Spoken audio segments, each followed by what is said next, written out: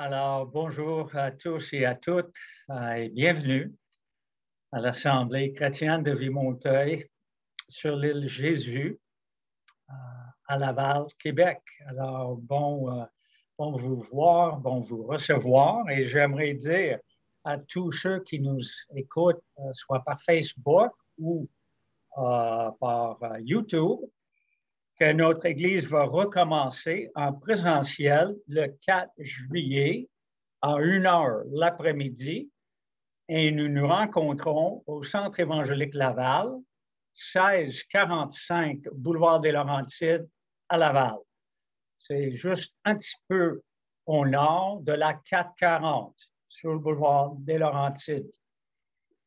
Alors, on aimerait vous rencontrer, peut-être vous écouter et depuis un certain temps, mais on n'a jamais eu le privilège de vous voir. Alors, venez. On va être très, très contents de vous recevoir. Alors, ceux qui suivent les enseignements savent que depuis plusieurs semaines, nous parlons d'un sujet critique, un sujet vraiment, vraiment important, et ça, c'est comment le Dieu trinitaire se manifeste dans son Église, et évidemment, plus précisément, dans notre Église locale. Et je pensais l'autre jour, j'ai dit, wow, si on recule à ce que Jésus a dit à ses disciples, vraiment vers la fin de son ministère terrestre, après sa résurrection, Jésus lui-même nous a dit, « J'ai reçu tout pouvoir au ciel et sur la terre. Allez chez tous les peuples pour que les gens deviennent mes disciples. Baptisez-les au nom du Père, du Fils et de l'Esprit Saint. Et apprenez-leur à obéir à tous les commandements que je vous ai donnés. Et moi, je suis avec vous tous les jours jusqu'à la fin du monde. » Alors voilà, même avant la Pentecôte, Jésus nous dit, baptisez-les au nom du non singulier, mais au nom du Père, Fils, Saint-Esprit. Alors, Jésus veut que tous les peuples, toutes les ethnies viennent à la connaissance de sa personne et par Jésus, il veut que tout le monde puisse aussi venir à la connaissance du Père et de l'Esprit Saint. C'est fascinant de voir comment Jésus est vraiment l'intermédiaire, est vraiment la porte, parce qu'il faut passer par lui pour toucher au Père et recevoir, toucher à l'Esprit Saint. Et on avait regardé la semaine passée que le mot baptiser veut dire immerger, tremper, plonger. Et entre autres, le mot baptiser à l'époque du Nouveau Testament, le mot décrit une étoffe ou un tissu qui est submergé dans un teint. Et lorsqu'on sort le tissu, il a pris entièrement la couleur du teint. Alors, Dieu veut qu'on soit immergé dans le Père, le Fils et le Saint-Esprit, et il veut que nous absorbions leur teint, leur couleur. Ça veut dire nous sommes appelés à grandir continuellement à son image. Dieu veut nous tremper continuellement en sa personne. Et à la longue, plus notre vie de disciple avance, plus nous aurons la couleur de Dieu lui-même. Alors, voici le processus de la transformation à l'image de Dieu. Progressivement, lentement, mais sûrement. Des fois, on marche, des fois, on boite, des fois, on rampe à quatre pattes, mais nous, ses disciples, nous absorbons la pensée, les émotions, les attitudes, les paroles et les actions de Dieu trinitaire. Et les théologiens appellent ce processus la sanctification. C'est ça la sanctification. On devient saint, mis à part, pur, comme Dieu lui-même. Alors aujourd'hui, nous allons ensemble découvrir comment la Trinité donne à chaque chrétien, chaque chrétienne, une place importante dans sa famille et dans son Église. En fait, nous allons célébrer ensemble le fait que chacun de nous est choisi par Dieu et Dieu nous fait vivre et Dieu nous fait épanouir comme une partie intégrante de sa famille. Alors, je vous invite à tourner dans vos Bibles à 1 Corinthiens 12, 14 et au verset 31. 1 Corinthiens 12, verset 14 au verset 31. Et nous allons regarder la Trinité à l'œuvre dans l'Église de Corinthe et en même temps, pensons comment Dieu est à l'œuvre dans notre Église. Alors, le verset 1 Corinthiens 12, 12 et 12, 13 nous ont souligné que tous les chrétiens au Corinthe sont baptisés dans l'Esprit et que tous ont bu, tous ont imbibé ce même esprit. Et évidemment, c'est pareil pour nous autres. Chaque vrai chrétien est baptisé dans l'Esprit et nous avons imbibé ce même esprit. Alors, Paul nous assure que nous avons tous notre place dans ce même corps de Jésus-Christ.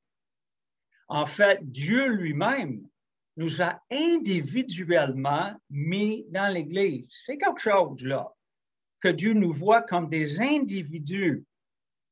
Vraiment. Quand Jésus dit « Dieu connaît le nombre des cheveux sur ta tête », il dit vrai. Il nous connaît tous individuellement et il nous place tous dans son Église. Le problème, c'est nous. Parce que des fois, on a tendance, nous, à nous exclure nous-mêmes de la vie de l'Église. On a tendance à regarder les autres, à nous comparer à d'autres. Et puis, nous concluons que nous n'avons pas de place dans l'Église. Des fois, nous laissons notre manque d'estime de soi, ou nous laissons le doute, ou la crainte, ou la timidité nous convaincre que nous n'avons vraiment pas de place dans l'Église chrétienne. Mais je vous assure que ce n'est pas l'Esprit Saint qui nous dit « tu n'as pas de place ». Ce n'est pas l'Esprit Saint. L'ennemi, le diable, sait très bien que chacun de nous a besoin de vivre bien branché dans le corps de Jésus qui est son Église. Et le diable sait aussi que l'Église a besoin de l'implication et de l'engagement de chaque chrétien. Alors l'ennemi fait tout dans son pouvoir pour nous garder éloignés d'une vie épanouie dans une Église locale. Il fait tout pour nous garder éloignés. Mais écoutons ce que l'Esprit Saint nous communique, commençant avec le verset 14 du chapitre 12. Le corps ne se compose pas d'une seule partie, mais de plusieurs. Si le pied dit « je ne suis pas une main », alors donc je n'appartiens pas au corps.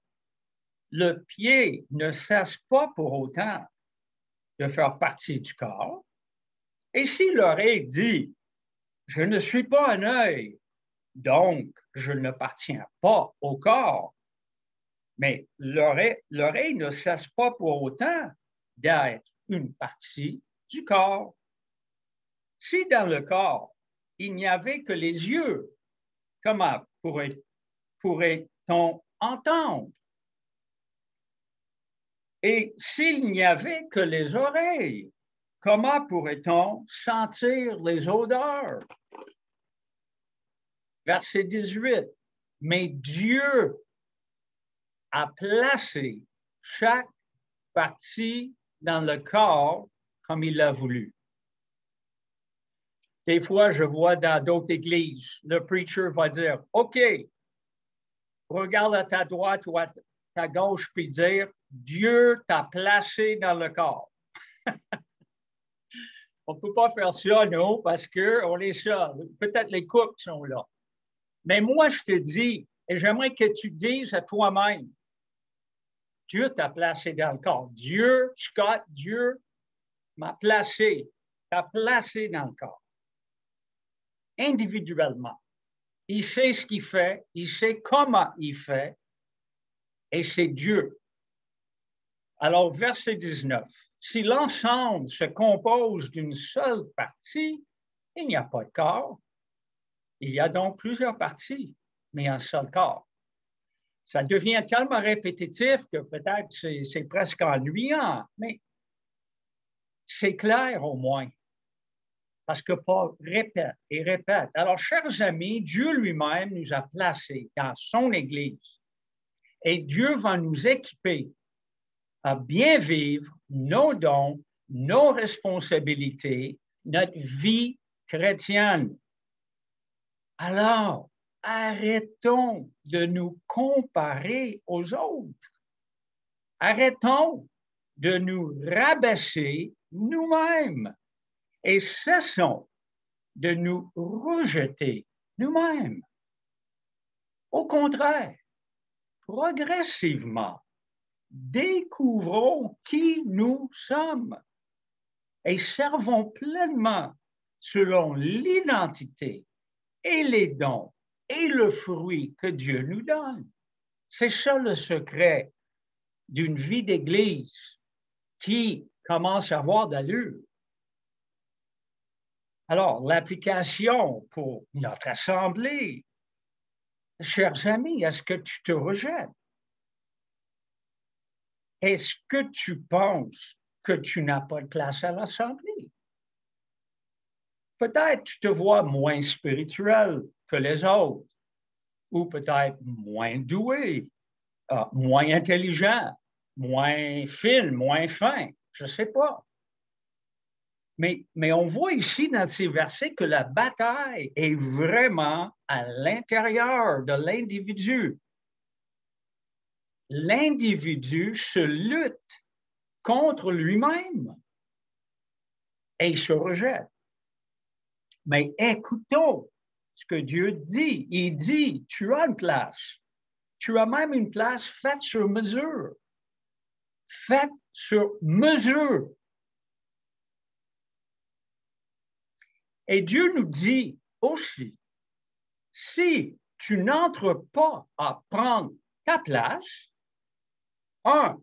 toi-même, tu vas être perdant parce que tu ne peux pas grandir à la limite de ton potentiel en Dieu si tu n'exerces pas, si tu ne prends pas ta place. Mais l'Assemblée va être perdante parce que tu es unique. Il n'y a aucune autre personne qui peut être et faire ce que tu es et ce que tu fais. C'est ça que Dieu nous dit. Alors, célébrons le fait qu'effectivement, enfin, nous avons notre place dans cette vie-ci. Il y a des gens qui cherchent leur place toute leur vie terrestre. Dieu nous donne notre place, faite sur mesure. Et j'aimerais vraiment qu'on célèbre les uns les autres. Je veux célébrer ma place et je veux célébrer aussi ta place. C'est comme ça que l'Église marche. Et voici une autre tendance, malheureusement, dans l'Église. Des fois, au lieu de rejeter soi-même, certaines personnes dans l'Église vont rejeter d'autres membres de l'Église. Malheureusement, ce rejet des autres fait partie intégrante de la nature égoïste et charnelle. Et malheureusement, cette nature existe toujours en nous, les chrétiens. C'est sûr, ça ne doit pas nous dominer. Mais des fois, la vieille nature, la nature charnelle prend le dessus et nous rejetons les autres. C'est ça la base du sexisme, racisme, toute forme de discrimination. Et la tendance, plus la personne est différente que moi, plus je rejette cette personne. C'est ça la tendance. C'est ça, une des raisons, noir et blanc, c'est tellement différent que les deux groupes se rejettent. Hommes et femmes se rejettent. Hein, des francophones, anglophones. N'importe qui est différent, l'égoïsme va le rejeter. Mais pas le chrétien habité par Dieu. Alors, il faut le dire haut et fort que la personne, ou excuse-moi, il faut le dire haut et fort que personne dans l'Église n'a le droit de rejeter qui que ce soit. J'ai vu dans certaines églises, je parle d'une situation croche, malheureuse et complètement contre Dieu, quand des humains commencent à penser que c'est eux les propriétaires de l'église locale. Ça, là, c'est vraiment le chaos et la catastrophe parce qu'eux, ils agissent en propriétaire. Mais l'Église appartient au Seigneur. Et le Seigneur a placé chaque membre dans son Église. En fait, le Seigneur veut que nous reconnaissions nos différences. Pas une question de oh, je vois rien, je vois aucune différence. Mais non, c'est bon de voir les différences parce que les différences se complètent. Les différences vont travailler ensemble.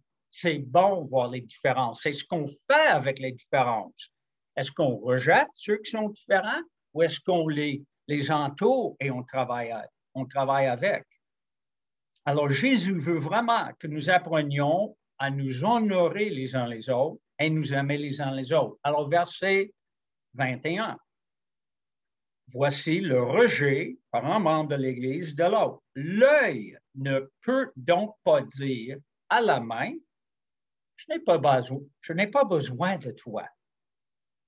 Et la tête ne peut pas dire non plus aux pieds, je n'ai pas besoin de vous. Bien plus, les parties du corps qui paraissent les plus faibles sont indispensables, ou d'autres traductions vont dire sont nécessaires d'une façon particulière. Et les parties du corps que nous estimons le moins, nous les entourons de plus de soin que les autres.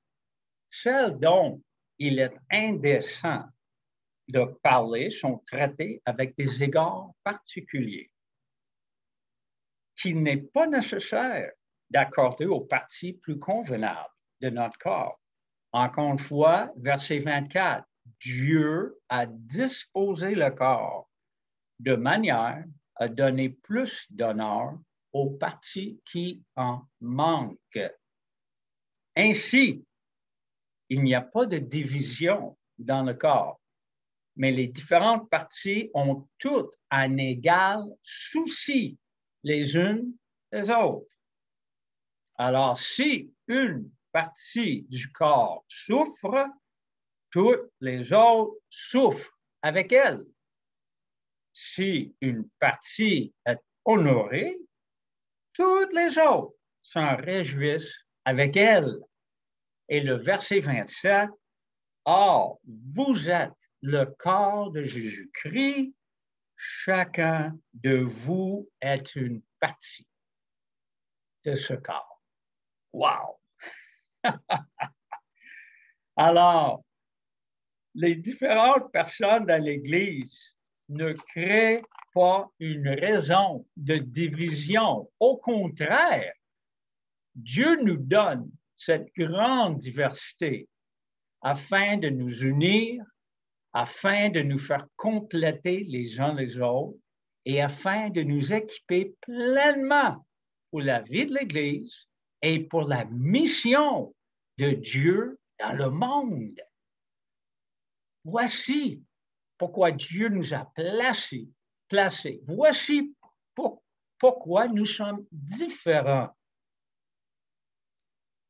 Alors, dans chaque Église, il y a des membres plus matures, plus doués, plus forts dans la foi. Il y a aussi des membres moins forts dans la foi, peut-être moins habiles, peut-être moins, même peut-être moins attirants humainement parlant.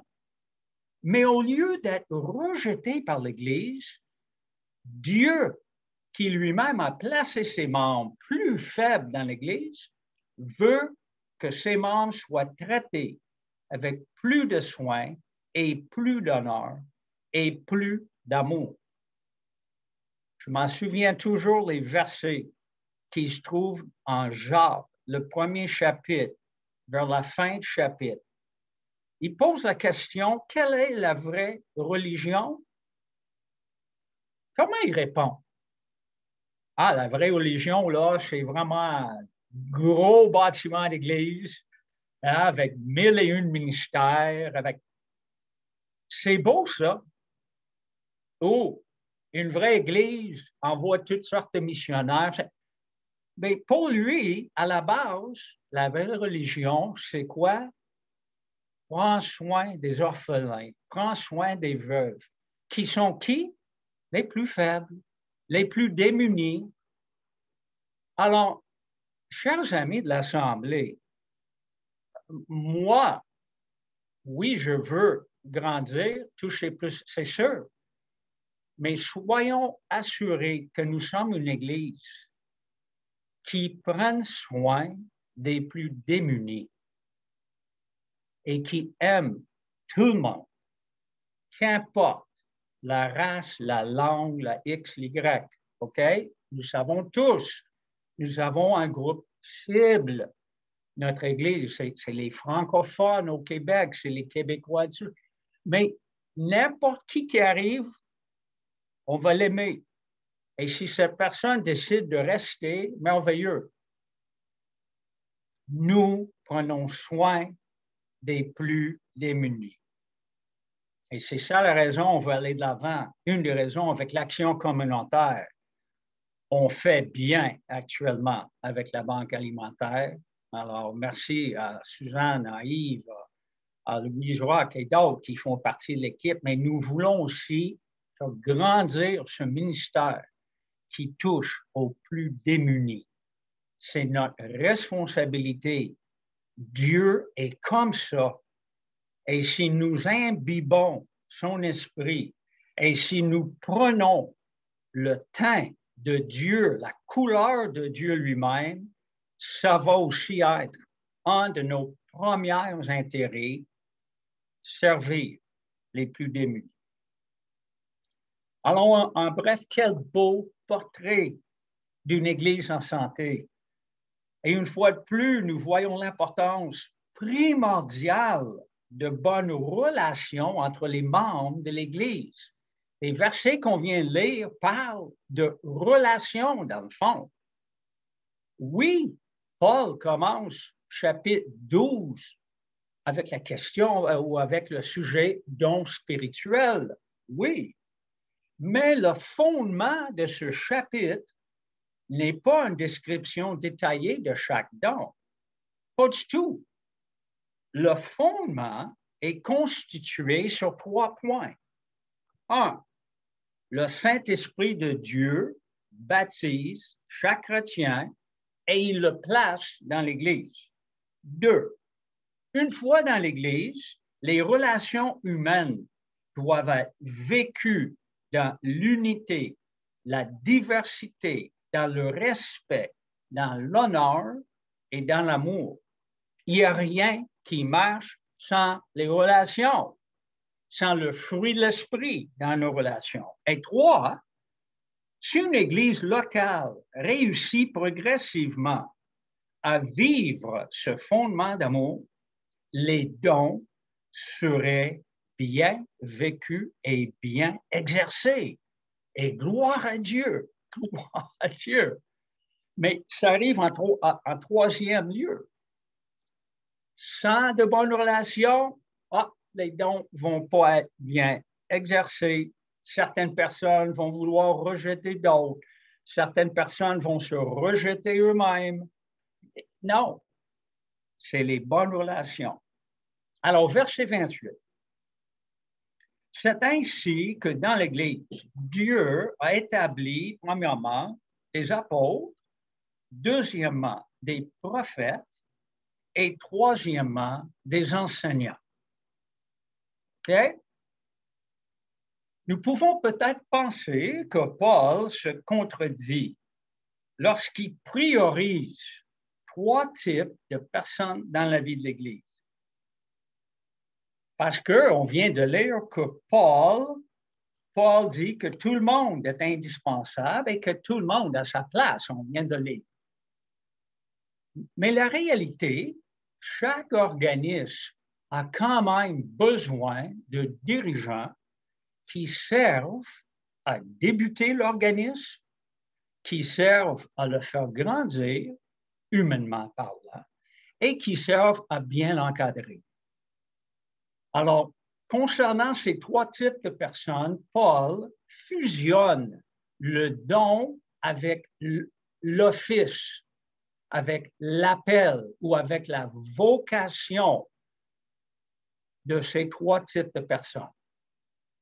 Alors, Paul ne mentionne pas dans ce verset, il ne parle pas d'une personne qui a le don d'apôtre ou bien une personne qui a le don de prophétie ou une personne qui a le don d'enseignant. Non, Paul va un peu plus loin en nous disant que Dieu a établi trois types de personnes clés dans la vie de l'Église. On parle évidemment de la vie publique de l'Église, de la vie collective. Dieu a donné apôtres, prophètes et enseignants. Et après, Paul mentionne d'autres personnes qui ont des dons de guérison, dons de miracles. Alors, avant d'aller plus loin, soyons très, très clairs.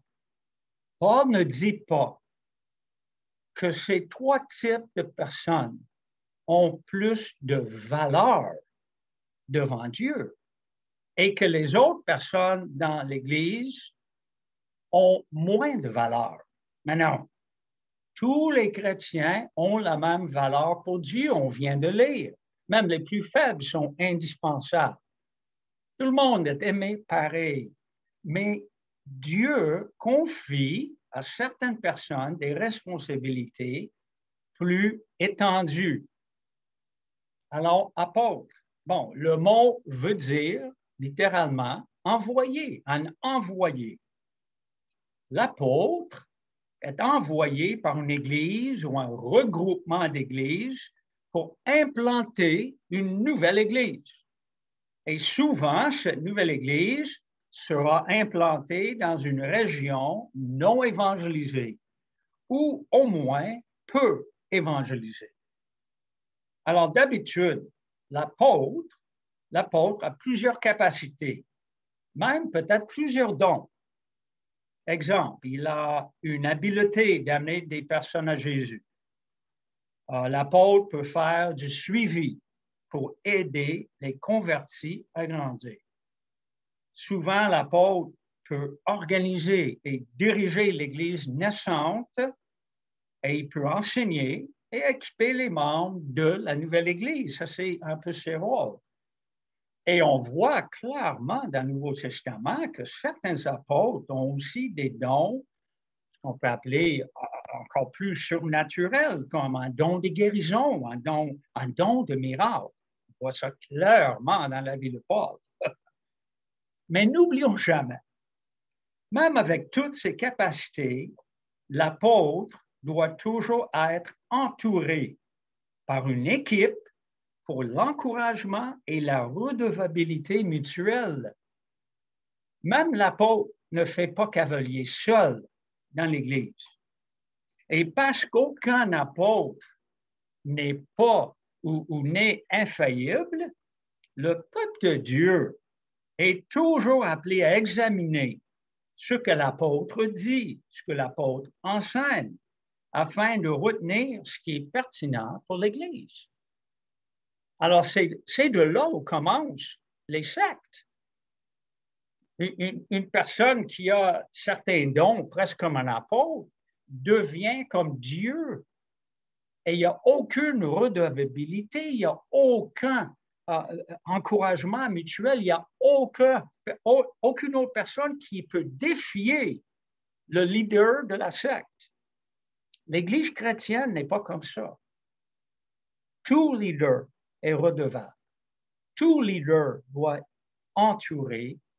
Et l'Église, et on prend l'exemple de Actes 17, 11, où les Béréens examinaient les Écritures tous les jours pour voir si ce que Paul enseignait était correct. Alors j'espère, Église, Assemblée chrétienne, qu'on check, qu'on vérifie les enseignements, qu'on s'encourage et qu'on se voit redevable les uns aux autres. Alors, le prophète ou la prophétesse exerce régulièrement la capacité à apporter des messages spécifiques venant de l'Esprit de Dieu. Et ces messages encouragent, exhortent et consolent les membres de l'Église. On voit ça dans 1 Corinthiens 14, 3.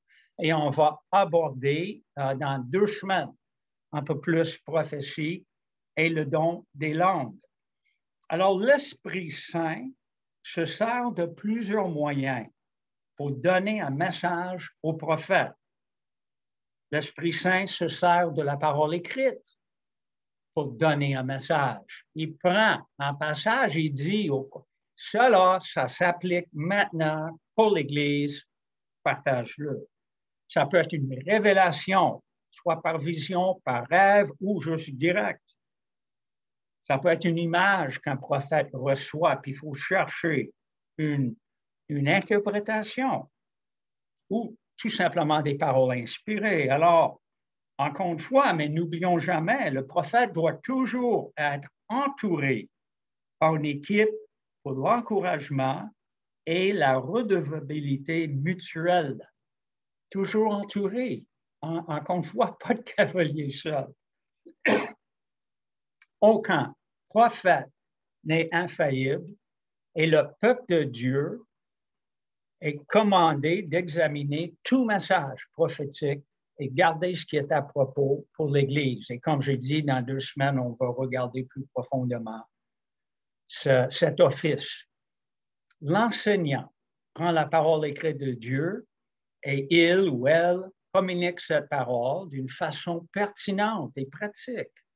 L'enseignant vise à faire grandir les membres de l'Église dans la connaissance spirituelle, dans la connaissance intellectuelle de Dieu, dans la connaissance expérientielle de Dieu.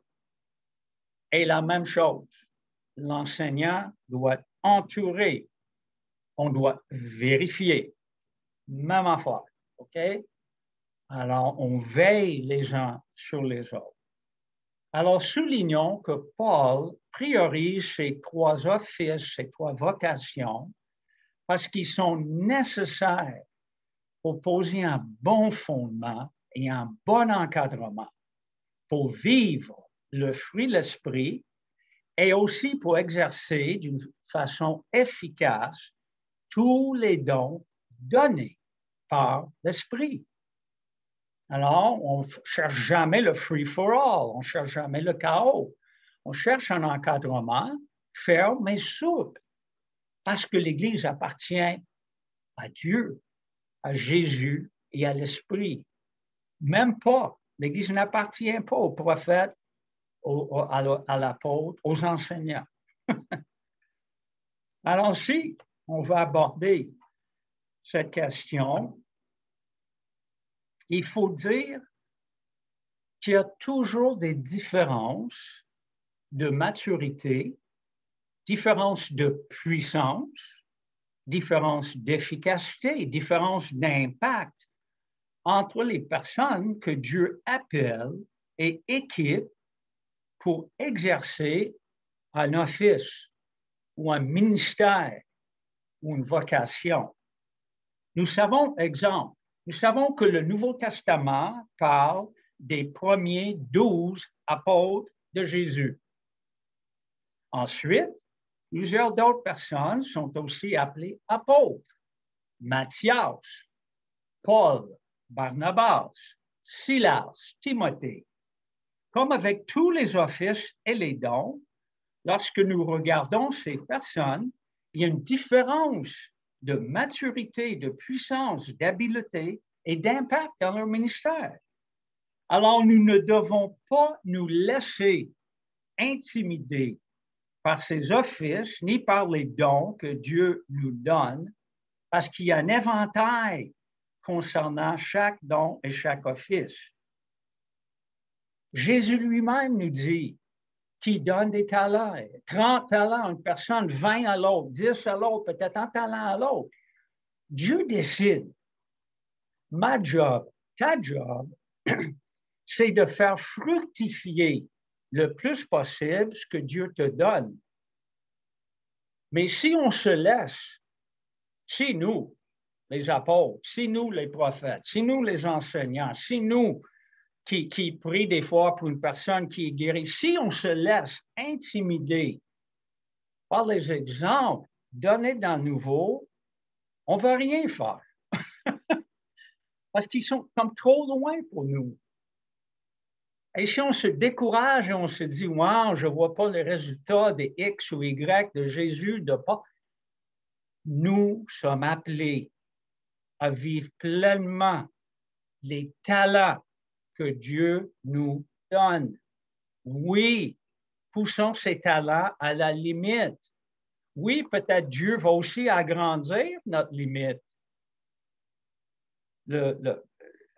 Anyway, il y avait un gars dans l'Ancien Testament qui priait, Seigneur, agrandis mon territoire, agrandis mon impact.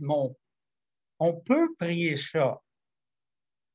Mes chers amis, si on n'arrive pas à bien vivre dans notre peau, ça va vraiment nous faire du mal et ça va faire du mal à l'Assemblée. Parce qu'on va culpabiliser les gens en toujours s'attendant plus. Laisse l'individu chercher Dieu, encourage l'individu à chercher Dieu pleinement, mais le résultat est à Dieu. Et Romains 12, 3, 4, 5 est très clair. Il faut agir selon nos dons de foi, selon le montant de foi que Dieu nous donne. Alors, je sais que c'est une danse difficile, je le sais, mais j'espère qu'en vieillissant, on arrive de plus en plus à une acceptation de qui nous sommes en Jésus-Christ. On arrive à une compréhension de nos dons et de notre fruit, et on arrive à de plus en plus mieux exercer et mieux vivre ce que Jésus nous a donné. Et qu'on arrête de vouloir être quelqu'un d'autre. Et comme j'ai dit la semaine passée, oui, apprenons des autres, oui, lisons des livres, oui, allons à des conférences, mais contextualise tout cela dans ta vie et dans la vie de cette assemblée. Est-ce que je m'explique bien? Hey, pendant des années, là, je n'ai pas honte de le dire. J'attendais à ce que je devienne le deuxième Billy Graham, OK? Ah, quel beau projet! Quelle vision merveilleuse! Quelle erreur! Quelle erreur! Ah, OK, je vais baisser mon désir. Seigneur, je veux être Rick Warren ou Claude Hood ou nomme-les. Ça là, ça va juste me conduire frustration avec moi, frustration avec l'Église, déception, triste. Ce ne sont pas les qualités que Dieu veut dans ma vie. Dieu dit, je veux que tu vives la joie, que tu vis content avec ce que je fais dans la vie. Oui, que tu t'efforces pour aller plus, mais comprends qui tu es là. Tu n'es pas Billy Graham. Apprends quelque chose de Billy. Billy vivait une vie de pureté. Billy vivait une vie où il suivait les règles financières. Billy faisait toutes sortes de bonnes affaires. Mais je n'ai pas besoin de vous dire, je ne le suis pas. Je ne suis pas Billy. Moi, je suis juste Scott Campbell. Et de plus en plus, j'en suis très content. Et j'ai la joie à faire ce que Dieu me donne de faire. Avec le nombre de personnes avec qui Dieu me donne d'agir et vivre. Excuse, ça, c'est juste une parenthèse. Oh boy, alors, je suis où là? Alors, quand on regarde notre Église sur vraiment une petite échelle, c'est intéressant de voir que si on ne se laisse pas intimider, on peut commencer à approprier plusieurs de ces offices-là. Moi, je suis un apôtre. Nancy est une apôtre. Pourquoi? Parce qu'on a été carrément envoyé par Dieu au Québec, par une association, pour faire quoi? Implanter une église. Sommes-nous des apôtres au niveau de Paul? Nancy, qu'est-ce que tu en penses? Je ne pense pas. Sommes-nous des apôtres au niveau de... Non, nous sommes des apôtres au niveau de nous-mêmes. Et je vois devant moi une partie du fruit de notre ministère. Et je rends gloire à Dieu. On a des prophètes, excuse, mais nous, on n'est pas venus seuls. Dieu nous a donné une équipe de 2 couples, Jean-Pierre et Louise Lamé, puis Robert et Lynn Goulet. Alors, ça prenait une équipe. Même l'Église de Sainte-Thérèse a relâché Louise et Jean-Pierre jusqu'à un certain point. Eux aussi été envoyés un peu plus près que nous, géographiquement parlant. Robert et Lynn ont été embauchés par notre... Voilà le commencement d'une Église aujourd'hui à cause, humainement parlant, de ces 6 personnes-là. Et gloire à Dieu. On a des gens qui commencent à donner des messages par Dieu. On a toujours eu dans l'Église, mais on commence à le reconnaître plus. Des gens dans le conseil, ou des gens dans le groupe de louanges, ou des gens... Dieu nous donne des messages. Il faut juste qu'on se réveille et qu'on prenne attention. C'est sûr que le fait que la parole écrite est dans nos mains, ça nous aide énormément en comparaison avec une Église qui existait dans les années 60. Il y avait seulement l'Ancien Testament. Mais encore aujourd'hui, Dieu nous envoie des messages c'est ça, qui comble, ou qui ajoute, ou qui va répondre à des besoins précis. Et nous avons des enseignants. Alors, crois-le pas, l'Assemblée est en marche vers une mise en pratique des dons mentionnés dans 1 Corinthiens. Et on veut être de bons leaders qui prient et qui aident d'autres à découvrir leurs dons. Et j'aimerais juste vous dire, suite à cette série de messages, d'ici la fin de l'année, j'aimerais vraiment que notre leadership se donne au travail d'aider des gens à identifier leurs dons et à se placer, trouver leur place de service dans l'Église.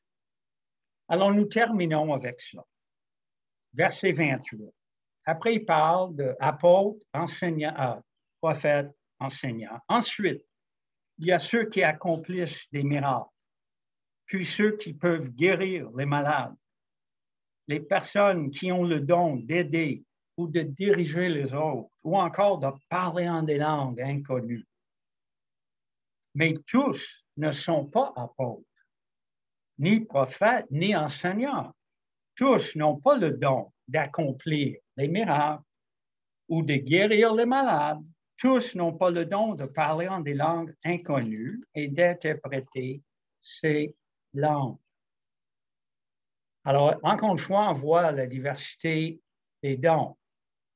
Mais j'aimerais vous dire que certains d'entre vous probablement utilisent une traduction de la Bible qui, pour les versets 28, 29 et 30, pose une question, mais ne donne pas de réponse. Le Louis II de 1910, le second 21, la Bible sommaire, il pose simplement une question. Tous sont-ils apôtres? Point d'interrogation. Tous sont-ils prophètes? Point d'interrogation. Tous partent-ils en langue? Tous. Et il ne répond pas. Dans la traduction, il ne répond pas. Je pense que le contexte est clair, que la réponse est non, mais ces traductions ne l'écrivent pas. Mais franchement, posant une question sans répondre, ne cadre pas avec la forme grammaticale de la question. La structure de la grammaire démontre clairement que Paul est en train de poser plusieurs questions et qui donne une réponse négative à chacune de ces questions. Alors, si votre traduction de Bible fait suivre chaque question par une réponse négative, vous avez une très bonne et précise traduction. Exemple, tous sont-ils apôtres? Non. Tous parlent-ils en langue inconnue? Non. Alors, toujours question, réponse non. Et comme je dis, Parole de vie et Français courant et d'autres qui ont juste mis ça, tous ne sont pas apôtres, tous ne sont pas prophètes, etc. OK?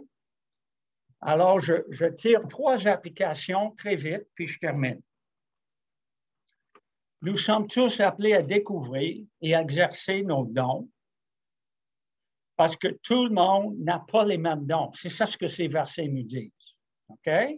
Alors, si je n'exerce pas mon don que Dieu me donne, je me prive moi-même d'être utile dans les mains de Dieu et je prive l'Église entière de mon don qui est nécessaire pour le bon fonctionnement de l'Église.